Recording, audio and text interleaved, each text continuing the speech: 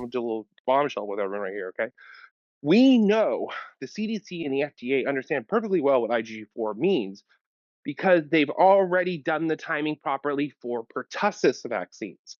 So I have been talking to you guys all about how you have to wait 6 months. Wait 6 months. If you're concerned about IgG4, wait 6 months. It's what I've said the whole time. That's the CDC and FDA guidance for pertussis vaccines. As a matter of fact, you go to the guidance and you look at the fifth year vaccinations, there is a requirement for an additional pertussis shot if you received your last pertussis shot within 6 months of the last one. So if you got your pertussis vaccine, which causes the IgG4 class flip, too soon, then you have to get another shot because they already know vaccines taken inside of that window have lowered efficacy. So we're not saying this like in a vacuum.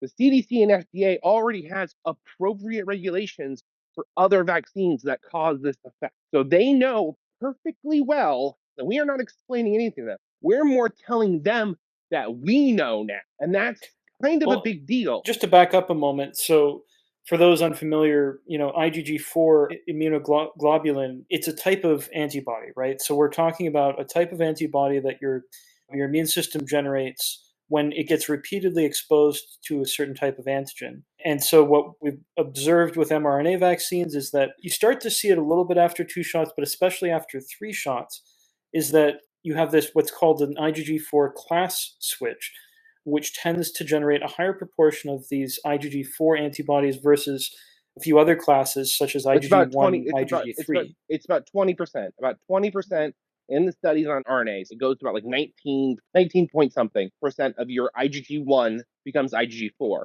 and that is normally about 2% is IgG4. So this is a big swing that we don't normally see, and it's generally viewed as a less positive thing. But if it has lower side effects, like acellular pertussis vaccines did, they call them AP. That's what the little A and DTaP and Tdap stands for. By the way, DTaP and Tdap are the same vaccines, just for different age groups. This leads us to RNA vaccines, and why this low efficacy is touted as very high is because the intent, which has been made extremely clear in the exact words the FDA uses at VRBPAC, they are seeking to manage these viruses rather than trying to exterminate them.